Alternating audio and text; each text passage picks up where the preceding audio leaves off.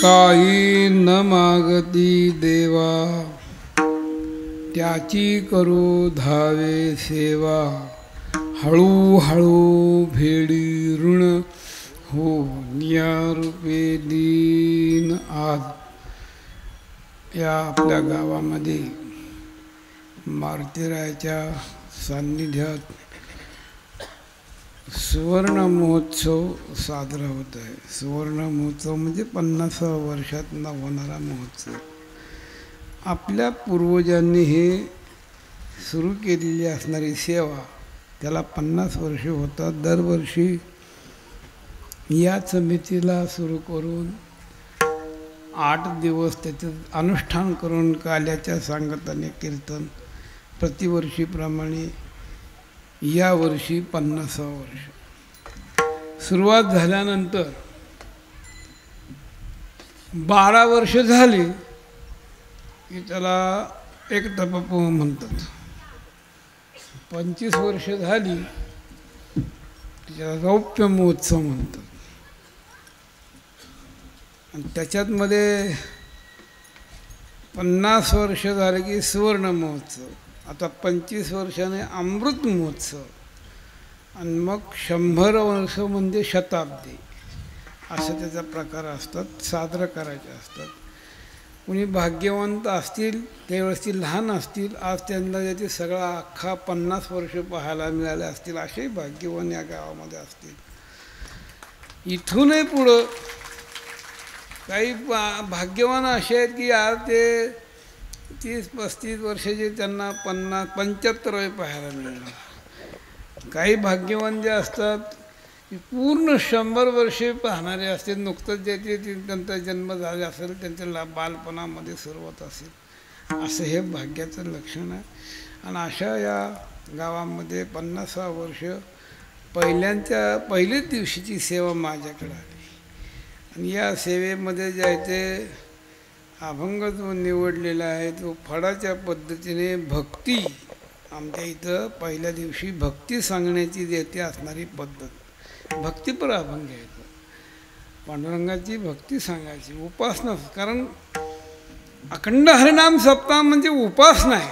अखंड हरिनाम सप्ताह म्हणजे भक्ती करणं आहे.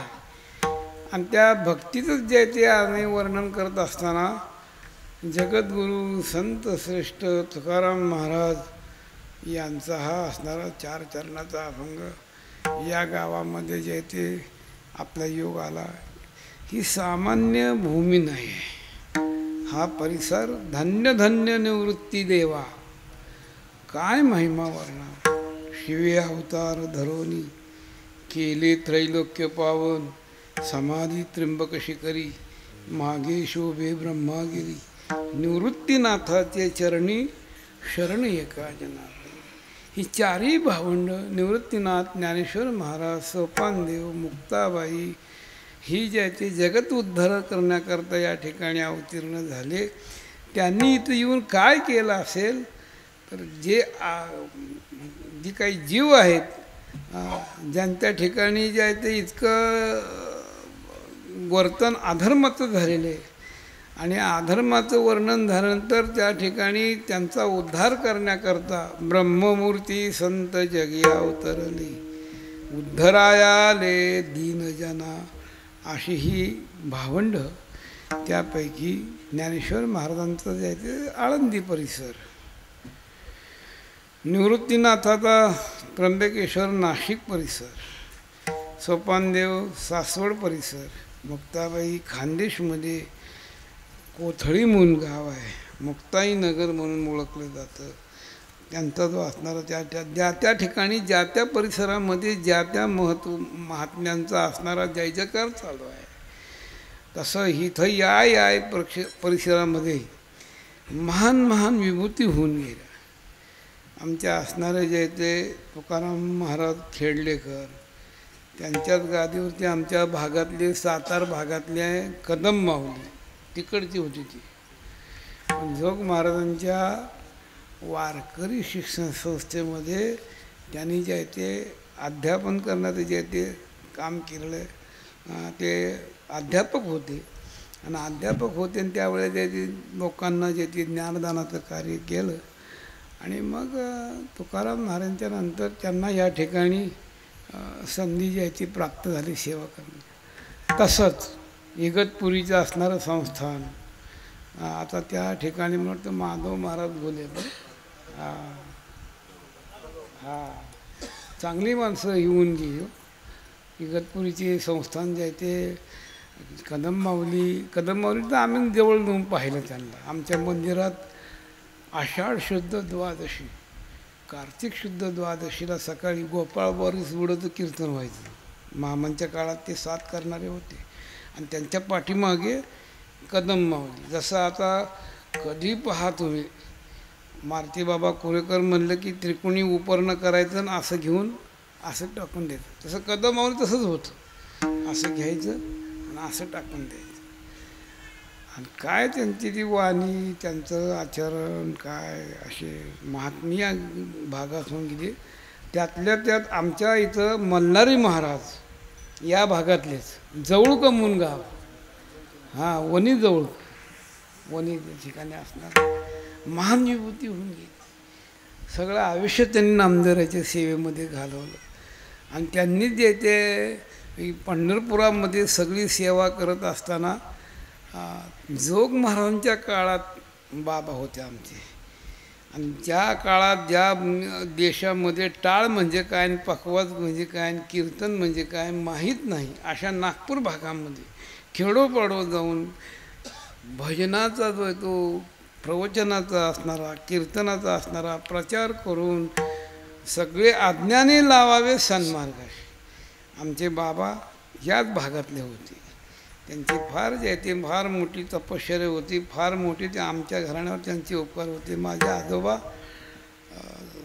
जोग महाराजांच्या नेतृत्वाखाली नागपूरला रघुजी राजे त्यांनी जे ते नामसप्ताहाचं नियोजन केलं. त्याच्यामध्ये जोग महाराजांनी, मामासाहेब दांडेकर, बंकटस्वामी, त्याचप्रमाणे माझे आजोबाही सगळे गेले असताना त्या सप्ताहामध्ये आजोबांना देवाज्ञा झाली. तर मल्हारी महाराज जवळ होते. त्यांना सांगितलं की माझं काय आता खरं नाही, मी जाणार, घरी जा आणि माझ्या ठिकाणी तुम्हीच सर्वस्व म्हणून राहा आणि संस्थान चालवा. तो आमचे वडील लहान होते, चुलते अजून जन्माला यायचेच होते, आईच्या पोटात होते 5-6 महिन्याची, असा प्रकार होता.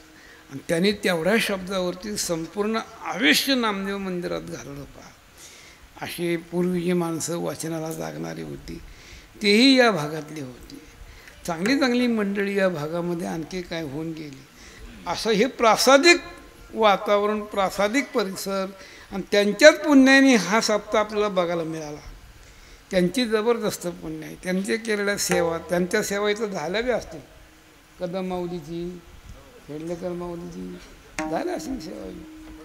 असं अशा पद्धतीने 50वा सुवर्ण महोत्सव आणि त्याच्यामध्ये आलेली सेवा. भक्तीचं आता वर्णन करायचं, कोणत्या भक्तीचं करायचं? भक्ती 9विधा भक्ती सांगितलेली आहे. श्रवणम, कीर्तनम, विष्णुस्मरणम, पादसेवनम, अर्चनम, वंदनम, दास्य, सख्य, आत्मनिवेदन. 9 प्रकारची देवाची भक्ती आहे.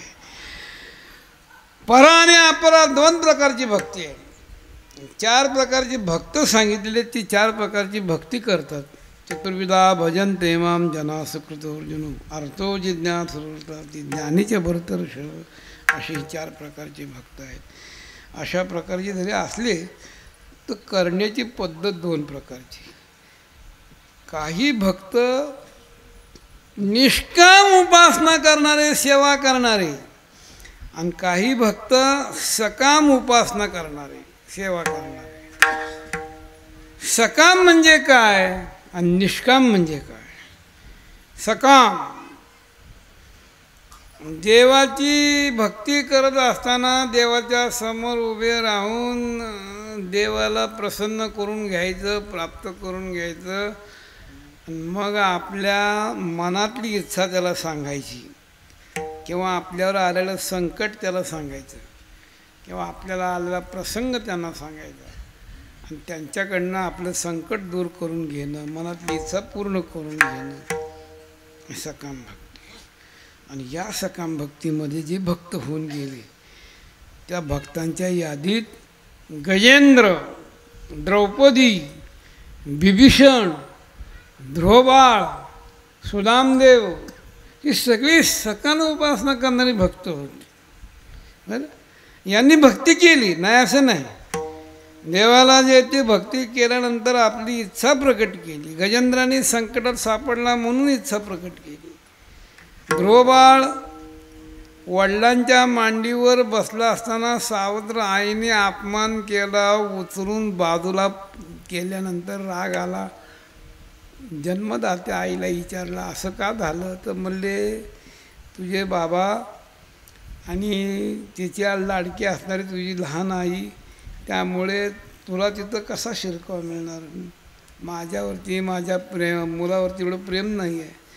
मग मला बाबांची मांडी बसायला मिळायच्याऐवजी अपमान झाला. मांडी मिळण्याकरता काय करावं, किंवा अशी जागा मला पाहिजे कोणी अपमान केला नाही पाहिजे. त्याने सांगितलं देवाची उपासना कर. मग ध्रुव महाराजांनी देवाची उपासना केली. भगवान प्रसन्न झाले. पुढचा इतिहास आहे सगळ्याला माहीत आहे. त्याने आपल्या वडिलांची मांडी मागली. देव म्हणे नाही, तुला अशी जागा देतो की सगळं संपूर्ण काही जे असणारं दृष्ट दिसणार सगळं जरी लयाला गेलं तर तुझं पद कधी ढळणार नाही, असं आढळ पद देतो म्हणजे. हे सकाम उपासना. द्रौपदी सकाम उपासना. पांडव अतिशय एकनिष्ठ उपासक असणारे, आणि पांडवांच्या मध्ये असणारी 5 पांडवात असणारी द्रौपदी भगवंताची एकनिष्ठ उपासक होती. एवढी उपासना करणारे एवढे पांडव जे आहेत त्यांचं जर का पाहिलं तर अखंड त्यांच्या ठिकाणी दुःखच. ते पांडव अखंड वनवासी, पांडव अखंड वनवासी, पहाते पांडव अखंड वनवासी, पांडव अखंड वनवासी. परिता देवा आठवी ती परिता देवा, आठवी परिता देवा, आठवी परिता देवा.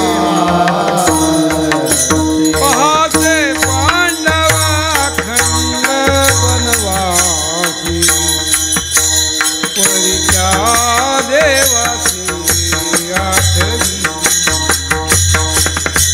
परिता देवासी आठवी.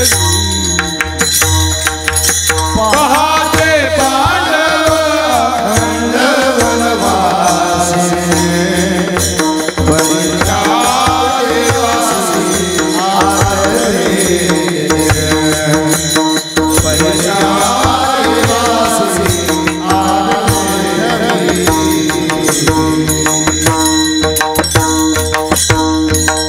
पहाते पांडव अखंड वनवासी, परित्या देवाशी आठवीत. भगवत उपासना चालू. अज्ञातवास त्याचा जे तो त्यांच्या पाठीमागे असलेला, त्या अज्ञातवासात असताना दुर्योधन ते तिकडंच असताना त्यांचा मृत्यू कसा होईल याच्यावरती उपाययोजना त्यांची चालू होती. अशी उपाययोजना करत असताना त्यांनी त्यांच्या मामाला विचारलं ह्याला काय करावं लागेल. दुर्योधनाच्या मामाचं नाव होतं शकुनी, पण पक्का अपशकुनी होतं ते.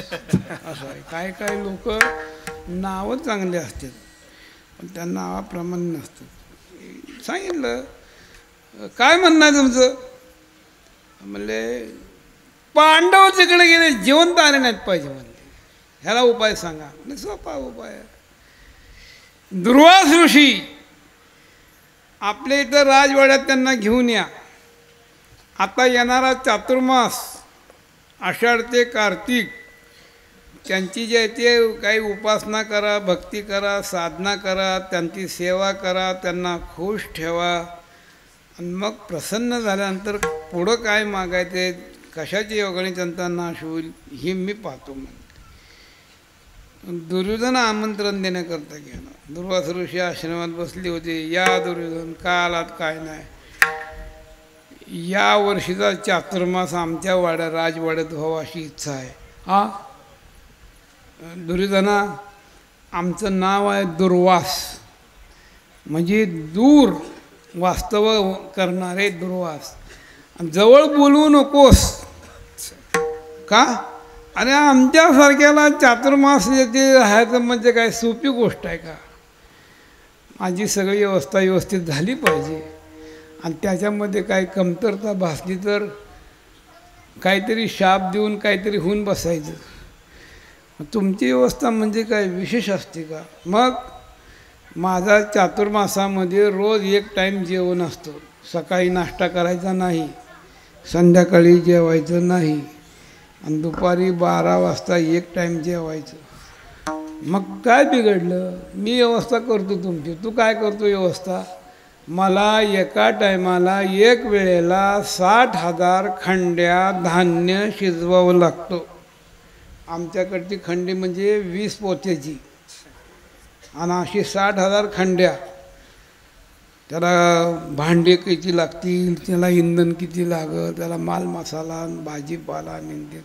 असले लोक सप्त्यात नाहीत म्हणून बरं आहे, लोकांनी पंक्तीच घेतल्या नसत्या. दुर्वास ऋषी होती ती. म्हणजे म्हणताय दुसरी गोष्ट खरी आहे, पण या तुमची सेवा आम्ही करू. पहा बरं काय कमी जास्त झालं नाही. होकार दिला आणि दुर्वास ऋषी चातुर्मासाला राजवाड्यात आले.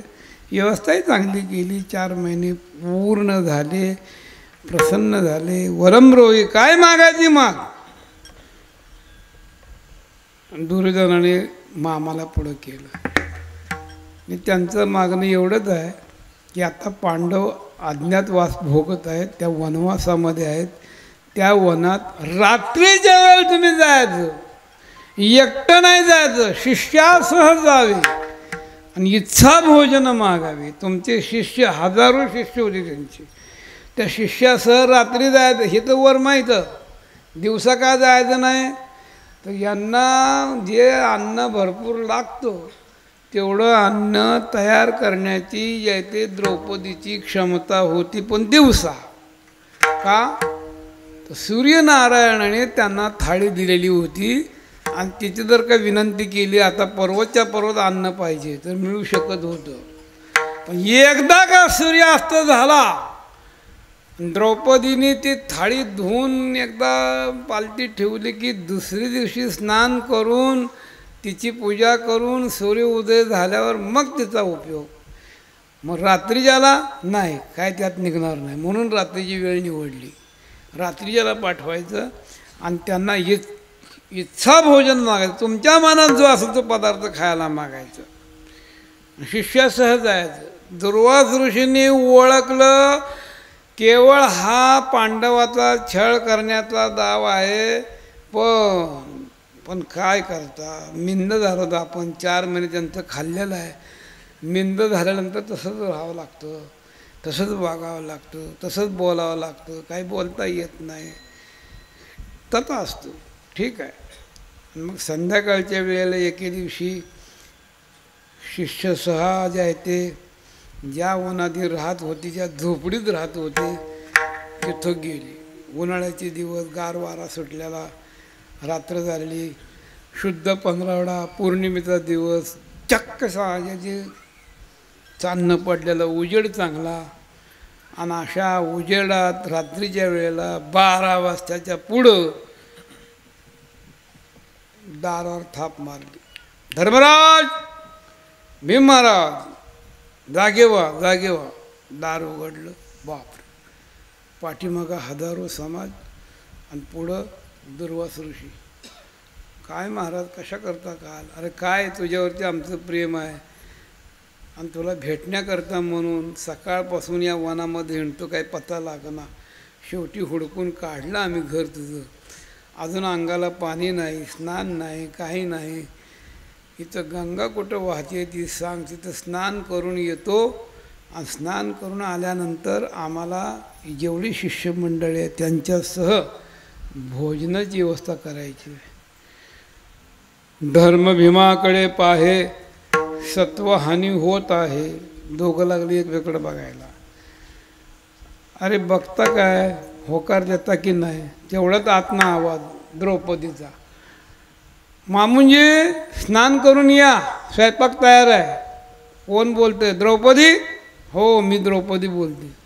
तुला माहीत आहे का मला किती अन्न लागतं ते? हो मला कल्पना आहे. 60,000 खंड्या अन्न तुम्हाला एका टायमाला पाहिजे. वेळ किती आहे? स्नान करून येईपर्यंत. तुम्ही स्नान करून या. दुर्वास ऋषी म्हणाले, अन्न न देखता डोळा भस्म करीन सकाळा. कुणाला बोलतीस म्हणले?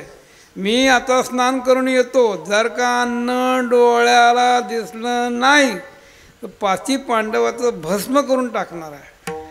मामुंजी तुम्ही या आणि तुम्हाला जायचे अन्न डोळ्याला नाही दिसल्यानंतरचा प्रयोग करा म्हणले. तुम्ही या तर म्हणले. दुर्वास ऋषीला गेलेले माणूस एक दिला बरोबर आणि ते गंगेला गेलं. मग द्रौपदीने काय केलं? सगळ्या जिल्ह्यातले तीन काय रेशन कार्ड जमा केली, तहसीलदाराला परमिट मागली. हे असलं काय नाही.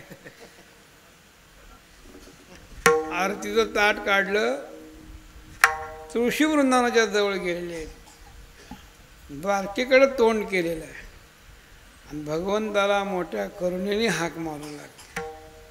कोठे गुंतलासी द्वारकेच्या राजा, कोठे गुंतलासी द्वारकेच्या राजा, कोठे गुंतलासी द्वारकेच्या राजा, कोठे गुंतलासी द्वारकेच्या राजा, कोठे गुंतलासी द्वारकेच्या राजा, कोठे गुंतलासी द्वारकेच्या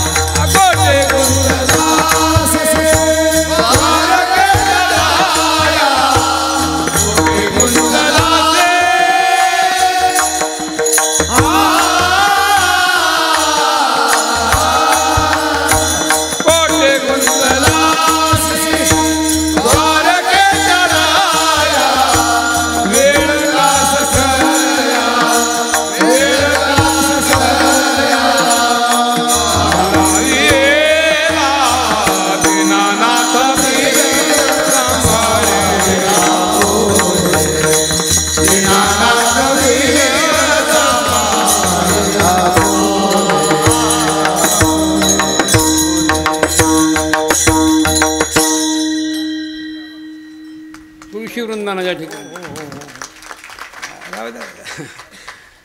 देवाला हाक मारली. तर देव काय करत होते द्वारकेमध्ये?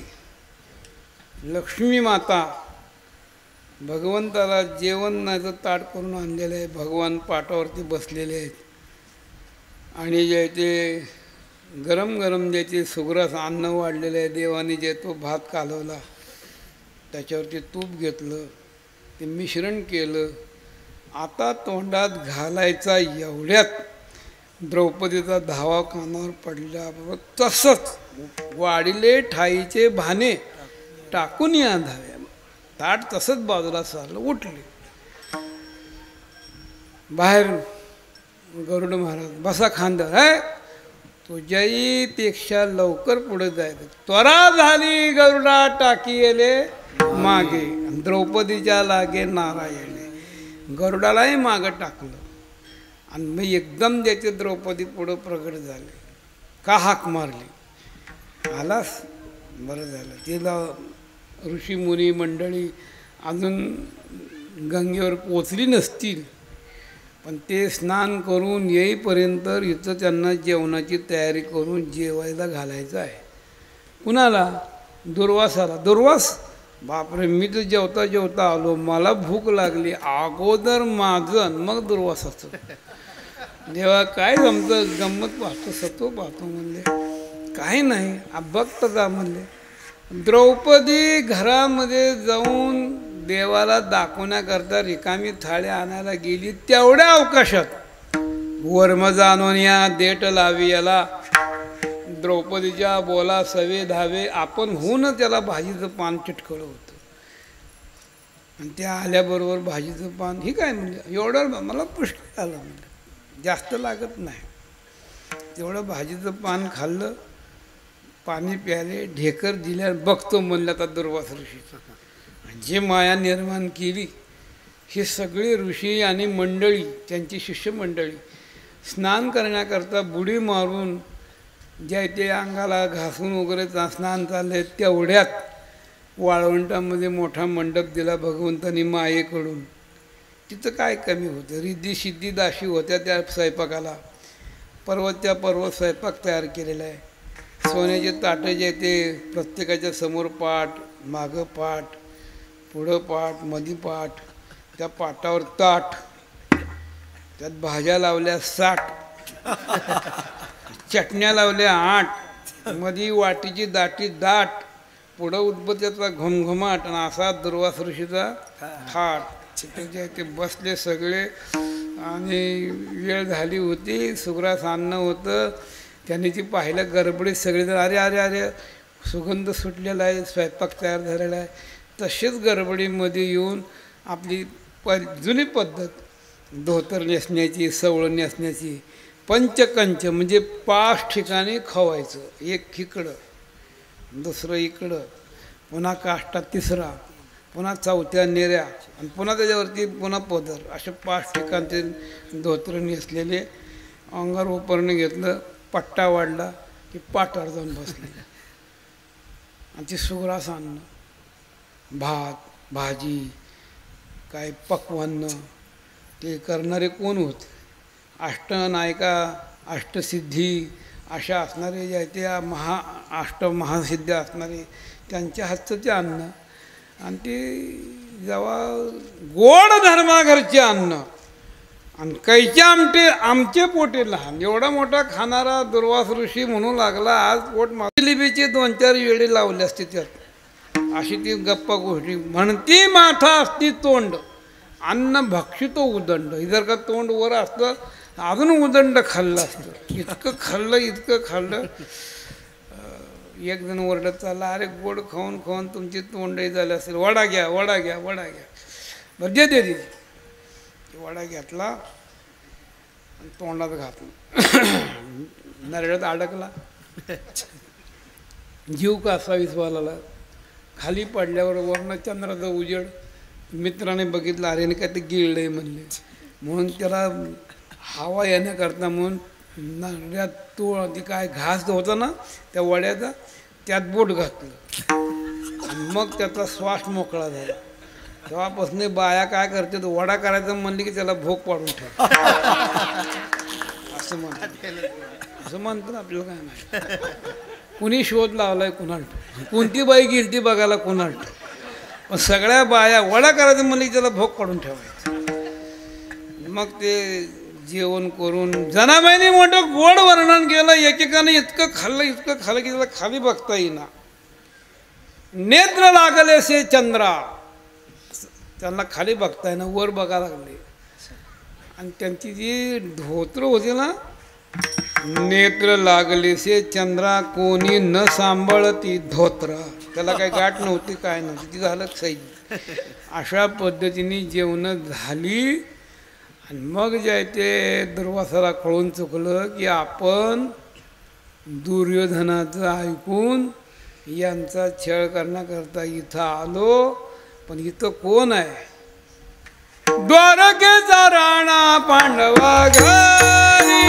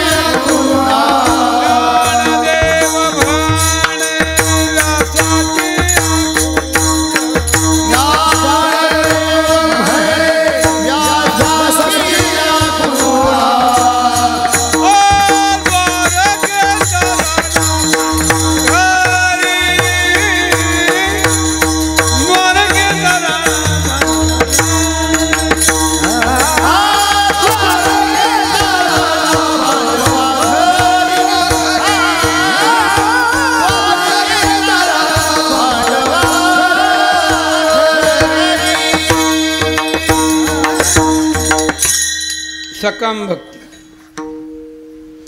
देवाला प्रसन्न करून घ्यायचं, देवाजवळ आपली इच्छा प्रकट करायची आणि देवाने त्यांची इच्छा पूर्ण करायची. तुका म्हणे पूर्वी इच्छा जया ताईसा विठ्ठल, परमात्म्याने त्यांची इच्छा पूर्वी. सकाम भक्त. द्रौपदी सारखे जरी मागणारे भक्त असले तरी देवाला आवडत होती. का आवडत होती? तर मागणारा जरी असला तरी मी प्रसन्न होईपर्यंत त्यांनी माझी सेवा केलेली आहे म्हणून ती आवडत होती. म्हणून सकाम भक्त जरी असला तरी देवाला मान्य होता. आणि निष्काम उपासना ज्याला म्हणतात ती, त्या उपासनेचं लक्षण काय असेल तर काही न मागत ती देव. अभंगाच्या पहिल्या चरणात सांगितले की जो निष्काम उपासना करणारा भक्त असतो त्याचं पहिलं लक्षण देवाला काही मागायचं नाही. काही न मागती देवा त्याची करू धावे सेवा. निष्काम उपासनेचं लक्षण. त्यात 3 प्रकार. देवाने दिलं तरी घ्यायचं नाही, प्रारब्धाने मिळालं तरी घ्यायचं नाही, आणि स्वतःच्या ठिकाणी सामर्थ्य शक्ती असून सुद्धा संसाराकरता त्याचा उपयोग करून आपला संसार थाटामाटात चालवायचा नाही. ही तिन्ही जे ते व्रत ज्यांनी पाळलेले आहेत असे जे भक्त असणार त्याच्यामध्ये नामदेवर आहे. देवाने दिलं तरी घ्यायचं नाही. नामदेवाची निष्काम उपासना. नामदेवराय पंढरपुरामध्ये राहत होते. लाडके भक्त त्या काळात निवृत्तीनाथ, ज्ञानोबाराय, सोपानदेव, मुक्ताबाई, चोखामेळा, सेना महाराज, नरहरी महाराज ही सगळी भक्त मंडळी. आणि या सगळ्या भक्त मंडळामधील देवाचे लाडके लढिवाळ पंढरीचे वतनदार नामदेवराय.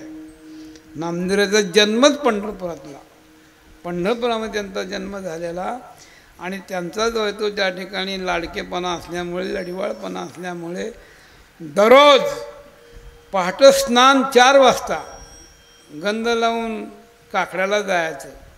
आणि काकडा झाल्यानंतर मग ज्याचे देवाची पूजा अर्चा झाली की मग विना घेवोनिया खरी उभा रावळा भितरी तान भूक हरपली छंद लागला विठ्ठली कन्यापुत्र बापमाय यांचा आठवण नये त्यांनी जे ते विणा घ्यायचा, चिपळ्या घ्यायच्या, रावळामध्ये जायचं आणि भजनाला सुरुवात करायची. त्यांची जी आहे ती उपासना एक युगातली नव्हती. मागे जे आहे ते कृतियुगामध्ये प्रल्हादाच्या रूपाने भगवंताची उपासना केली. त्रेतायुगामध्ये रामभक्त अंगदाच्या रूपाने रामरायाची उपासना केली. द्वापार युगामध्ये उद्धवाच्या रूपात नामदेवरायाने कृष्ण परमात्म्याची उपासना केली. आणि कलियुगामध्ये नामदेव या नावाने पांडुरंगाची उपासना. नामा म्हणे जाते सनकाधिक जात, ते माझे कुळदैवत पंढरीराय, अशी त्यांची असणारी जी आहे ती कुळदेवता पंढरपुरामध्ये पांडुरंगाची उपासना. एवढी एकनिष्ठ की देवाची उपासना देवाकरताच करायची.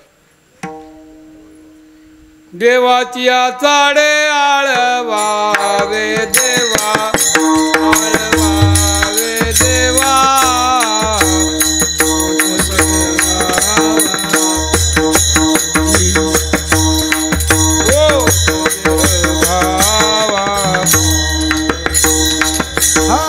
देवाची चाडे आळवावे देवा, आळवावे देवा, ओस देह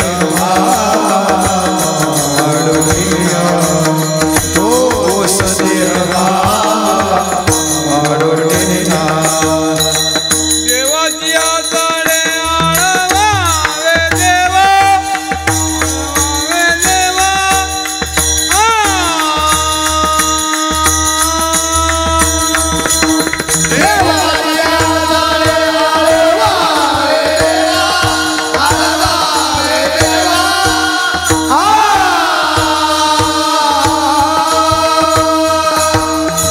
देवाची चाडे आळवावे देवा, आळवावे देवा,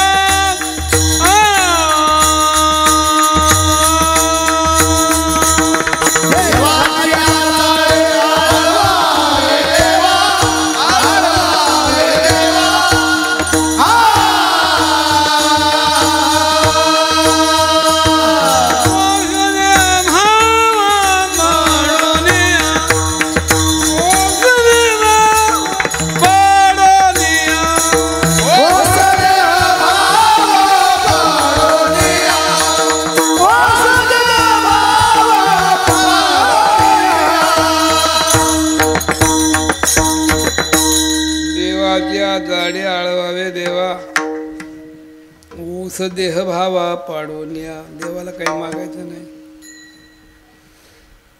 आई वडील पत्नी नामदेवराय, त्यांचा परिवार आहे मोठा, 4 मुलं 4 सुना, एक बहीण एक मुलगी आणि जनाबाई, 15 माणसाचं कुटुंब. दामोशेटी वयोवृद्ध झालेली, गोनाबाईच्या हातनं काम होत नव्हतं.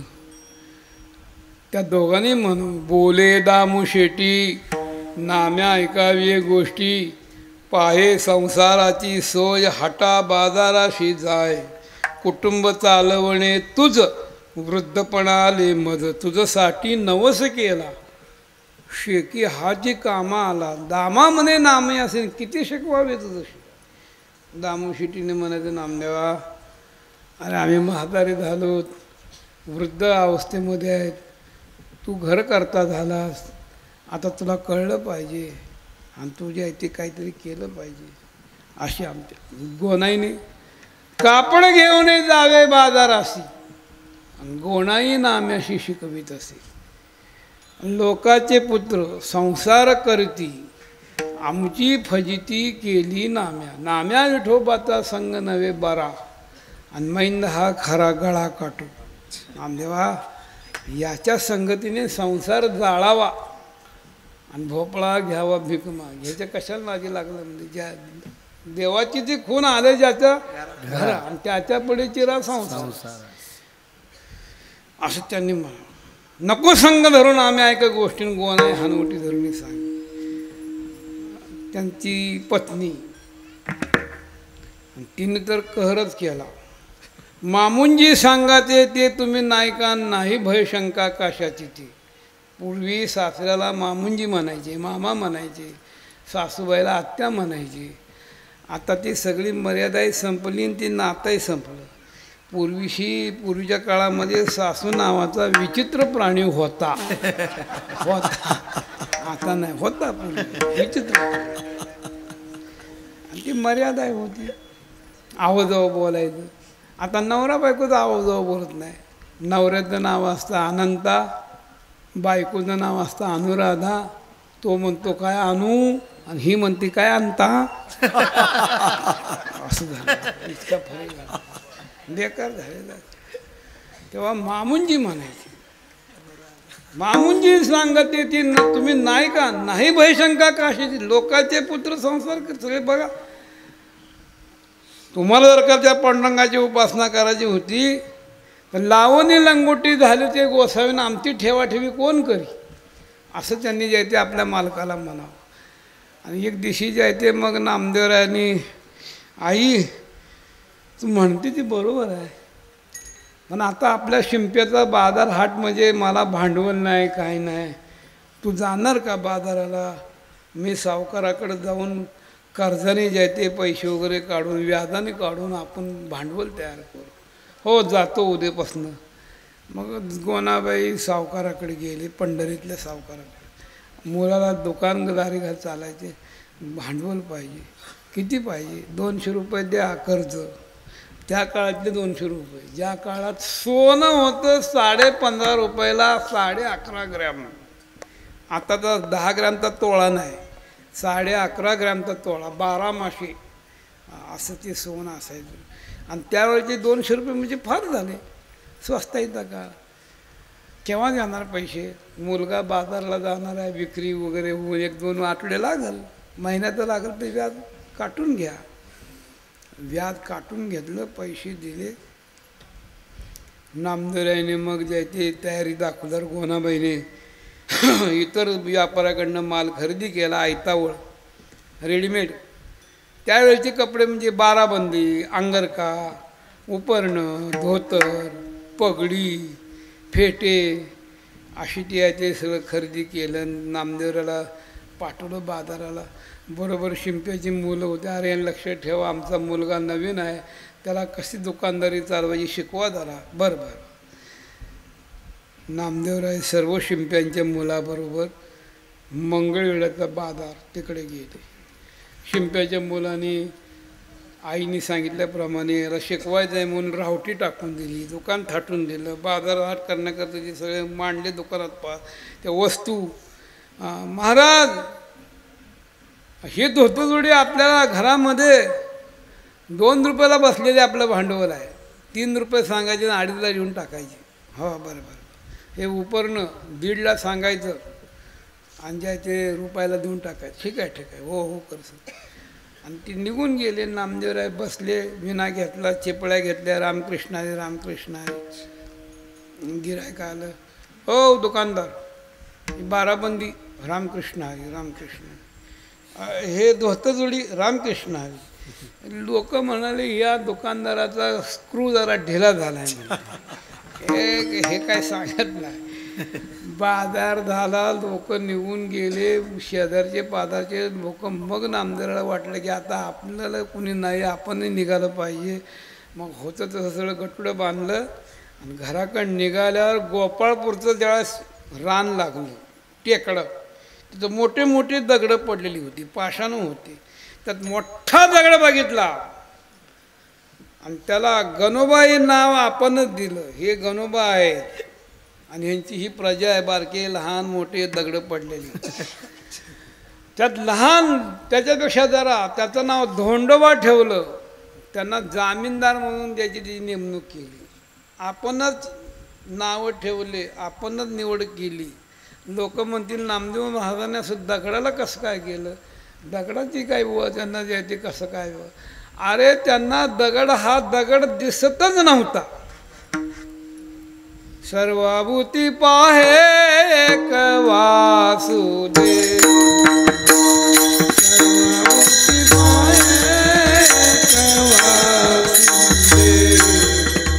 सर्वभूती पाहे वासुदेव, सर्वभूती पाहे वासुदेव, सर्वभूती पाहे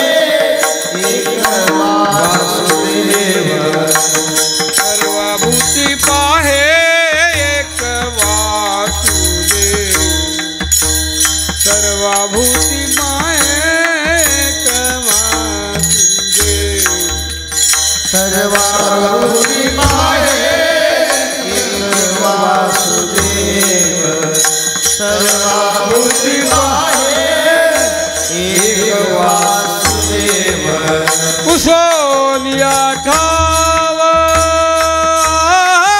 देता सोनिया ठाव सोनिया ठाव देता सोनिया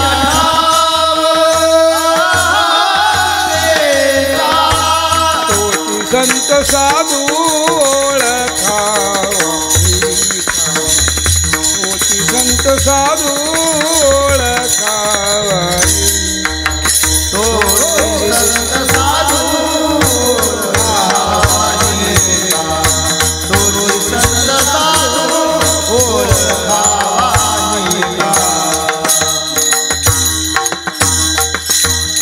सर्वाभूती पाहे एक वासू. त्याला दगड असा दगड दिसलाच नाही. जिकडं पाहावं तिकडं परमात्मा दिसत होता आणि त्याच्यामध्ये असणारा परमात्मा दिसल्यामुळे हा परमात्मा जाणूनच त्यांनी व्यवहार केला होता. त्याचं नाव ठेवलं गणोबा. काय गणोबा, ही तुमची एवढी मोठी प्रजा, दिवस कसले थंडीचे पडलेत, उघडे पडले, तुम्ही मोठे आहेत, वयाने मोठे, अंगाने मोठे, अधिकाराने मोठे, आणि हे काय आहे तुम्हाला सोपतं काही. त्याचं उत्तर ह्यानेच द्यायचं. मग तुमचं म्हणणं काय, माझ्याजवळ कापड तयार आहे, फक्त तुम्ही हो म्हणा. सगळी तुमची जेवढ्या घरातली कुटुंब आहेत ना, या सगळ्या कुटुंबाला जेवढं पुरण एवढं आपल्यापाशी कपडे आहेत, देऊन टाकू म्हणले आपण, व्यवहार करून टाकू. करा, आपणच उत्तर, आपणच प्रश्न.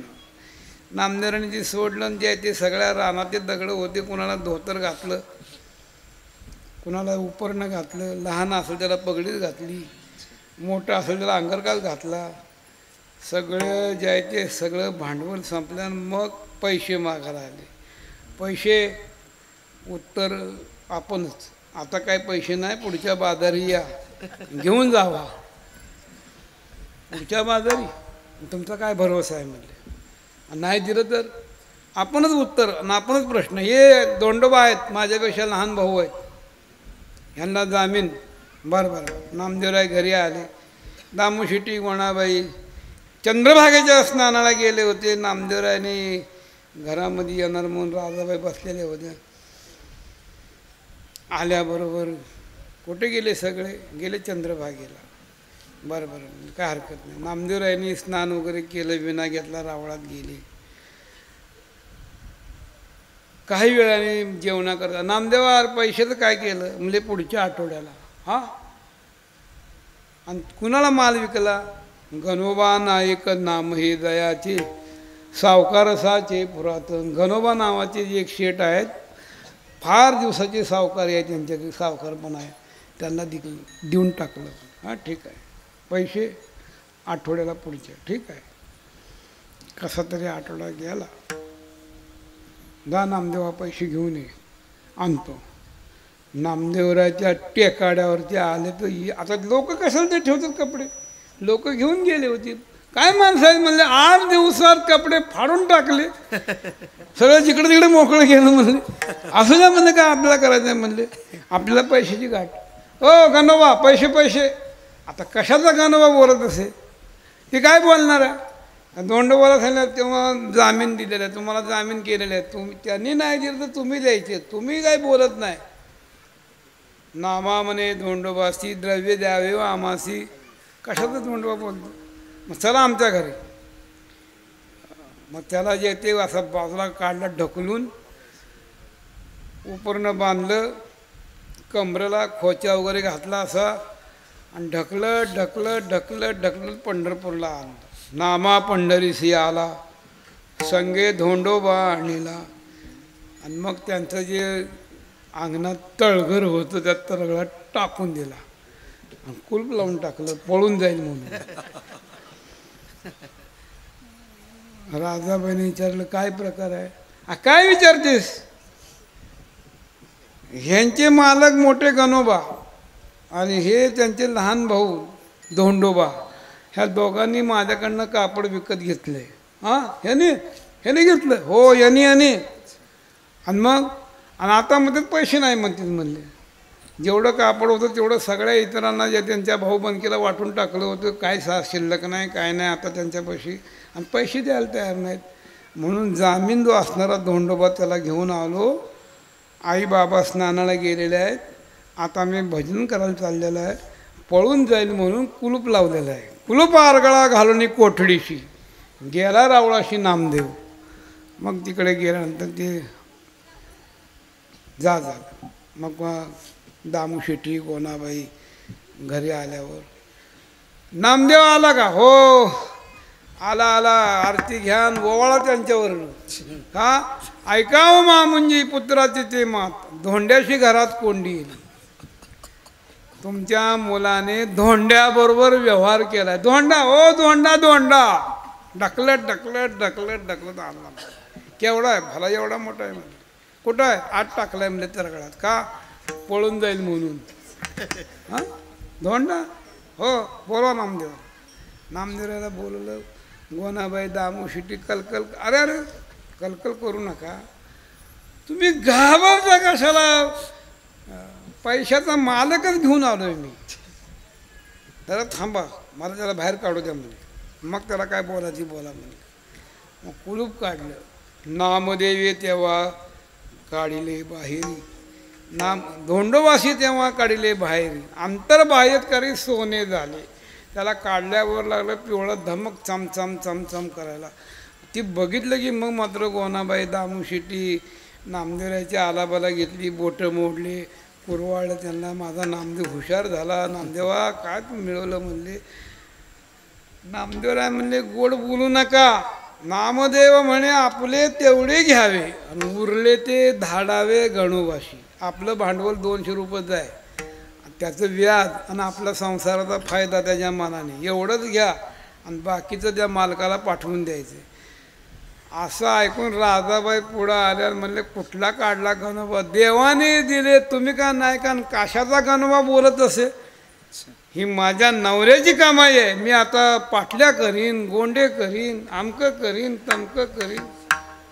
अरे बोलू नका गावात ही बातमी कळेल.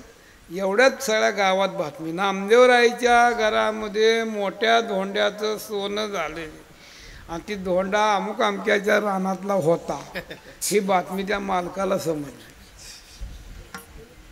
काय बसला घरात का तुमच्या रानातला धोंडा त्या नामदेवाने घरी नेला आणि त्याचं सोनं झालंय. तुम्हाला अधिकार आहे मागण्याचा. घेऊन या त्याच्याकडनं मागून. सोनं झालं किती 200 किलो म्हणजे एवढा मोठा दगड आहे म्हणजे चांगला. त्याने गाडी झोपली. नामदेवाच्या झोपड्यापाशी आला. गोनाबाई दामू शेट्टी त्यांना सांगितले धोंडा माझ्या शेतातला आहे. मग नामदेवराय म्हणले असं नका घेऊन जा पण आमचं थोडं भांडवल काय असेल ते व्याज आणि आमच्या प्रपंचाला काय त्याचा मानाने फायदा. किती भांडवल आहे 200 रुपये. व्याज किती त्यावेळेच्या मानाने काय असेल काय ते 20 पैसे 25 पैसे 50 पैसे शेकडा म्हणा काय असेल ते. म्हणजे असं झालं म्हणले 10-20 रुपये याद. असं करा तुमचा फायदा आणि तुमचा तोटा आणि ही तुम्ही बघत बसा. त्यांनी विचार केला एवढा मोठा धोंडा आहे. स्वखुशीने 1000 रुपये घ्या मी घेऊन जातो. दे 1000 रुपये. काढले ठेवले आणि बैलगाडीमध्ये ठेवला झाकून घरी नेला. धोंडोबाशी जेव्हा ग्रामस्थ आणले पूर्ववत झाले दगडची. पुन्हा दगड झालं. मग मात्र जे ते त्याला पश्चाताप झाला. हे करणं आपलं नाही भगवंताचं करणं आहे. देवाने नामदेवराय करता देण्याचा प्रयत्न केला पण नामदेवरायने घेतलं नाही. नामदेवरायच्या इथं वाण्याचं रूप घेऊन आला. देण्याचा प्रयत्न केला तरी घेतलं नाही. नामदेवरायच्या प्रारब्धानुसार काहीतरी मिळालं तरी घ्यायचं नाही. देवान दिलं तरी घ्यायचं नाही. मिळालं तरी घ्यायचं नाही. त्यांची सामर्थ्य शक्ती अशी जबरदस्त होती की त्यांच्या शेजारी रुक्मिणी मातेची उपासना करणारे भागवत म्हणून होते ब्राह्मण, आणि त्याने जे ते परीस मिळवला होता आईसाहेबाची सेवा करून, आणि परीस मिळवल्यामुळे जे ते परिसा भागवत, आणि त्याचा आणि नामदेवरायाचा संबंध आला. योगायोगाने त्यांचा परीस नामदेवरायाच्या हातात आला. त्यांना पाहिलं हे कोणी दिलाय परीस, भागवताने आणलेला आहे. घेतला आणि चंद्रभागेत टाकून दिला. तो भांडाला उठला, माझा परीस पाहिजे, चल देतो. चंद्रभागेत गेले, उडी मारली आणि दगड हातात आणून दिले, घे कोणता तुझा. मग त्यांना कळलं की आपण भिकाऱ्यासारखा एक परीस मागून घेतला, पण नामदेवराची निष्काम उपासना असल्यामुळे सगळं वाळवंट त्याने परीस करून टाकलं. अशी नामदेवराची उपासना एकनिष्ठ असल्यामुळे भगवान त्यांची सेवा करतो, त्यांच्या घरातली कामं करतो. काही न मागती देवा त्यांची करो धावे सेवा. विठोबा रखुमाई, जय जय जय जय जय विठोबा रखुमाई, जय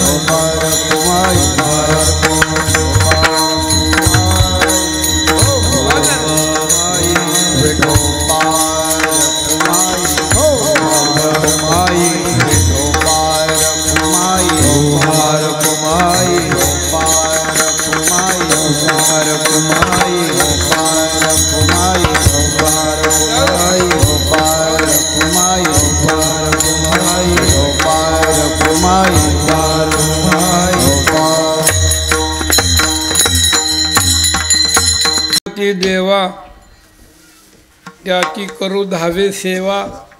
असे व्यक्त असतात, त्यांची सेवा करण्याकरता परमात्मा धावून येतो. एवढं धावण्याचं कारण त्यांनी केलेलं सेवेचं ऋण देवाला फेडावं लागतं. हळूहळू फेडी ऋण होऊन या रूपे दिन. नामदेवराय करता, अनेक संतांच्या करता भगवंतानी प्रत्येक संतांचं रूप फेडण्याकरता त्यांच्या घरामध्ये कामं केली. ती रूपं बदलून, रूपं घेऊन कामं केली. हे भक्त देवापासून कधी बाजूला होत नाही, यांचं लक्षण आहे. आणि देव यांच्यापासून बाजूला जात नाही. होऊ न शके वेगळा, क्षण एकता निराळा. एवढं सामर्थ्य कशीच आहे. तर तुका म्हणे भक्तिभाव तोची देवाचाही देव. त्यांनी भक्ती केली, आम्ही भक्ती करतो, पण आमच्या भक्तीमध्ये देव आमच्या घरात येऊन कामं करत नाही, देव आमच्या घरात येऊन राबत नाही. आणि त्यांच्या घरी राबत होता याचं कारण त्यांची भक्ती भावयुक्त होती. त्या भक्तीमध्ये भाव होता, भाव. आणि त्या भाव असल्यामुळं ते भाव हे या भक्तीचं वर्म आहे. वर्म ते एक आहे, दृढ धरावा भाव.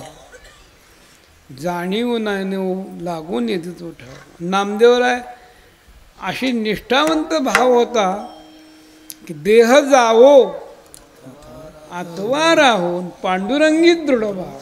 अशी निष्ठावंत नामदेवराय असल्यामुळे देवाची भक्ती करत असताना तोच देवाचाही देव. नामदेवराय देव समजून भगवंतानी त्यांची पूजा करायची. तुकोबाराय देव समजून त्यांची पूजा करायची. जया पूजिले आदरे पांडुरंगे विमानस्थ केले प्रयाण प्रसंगे. तुकोबाराय देव समजले. नामदेवरायची पूजा देवानी. ज्ञानोबारायची पूजा करायची. विष्णुमूर्ती चतुर्भुज पूजी ब्राह्मण द्विभुज तुळशी मंजिरी केशीराज आणि त्याचे मस्तकी वाहत असे. ज्ञानोबारायची पूजा, सोपन देवाची पूजा, निवृत्तीनाथाची पूजा, आईसाहेबाची मुक्ताबाईची पूजा पंढऱ्याने करावी. का? ते आमचे देवतार्चन आमातयाचे व्यसन किंबहुना समाधान तो मिळेत. अशा पद्धतीने भगवान हे माझे देव असे समजून त्यांची उपासना करतो. एवढं सामर्थ्य निष्काम भक्तीचं आहे. म्हणून काही न मागती देवा त्यांची करो धावे सेवा. ज्ञानेश्वर